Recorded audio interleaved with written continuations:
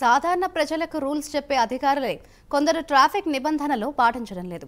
అందులోనూ ఓ ఐఏఎస్ అధికారి మద్యం మత్తులో ఓ ఐఏఎస్ అధికారి హిట్ అండ్ రన్ చేసిన ఘటన తాజాగా వెలుగులోకి వచ్చింది. దీనికి సంబంధించిన వీడియోలు సోషల్ మీడియాలో వైరల్ గా మారాయి. రవాణా రహదారుల మంత్రిత్వ శాఖకు చెందిన ఓ ఐఏఎస్ అధికారి మద్యం మత్తులో వీరంగం సృష్టించారు. నల్లకుంటలో వేగంగా కారు నడిపి బైక్ ను ఢీకొట్టారు.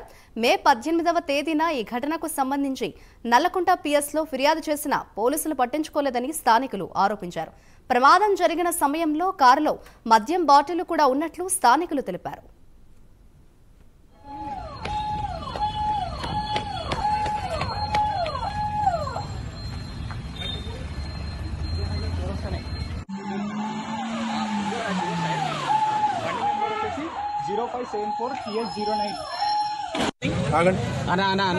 ఏందన్నా ఏంది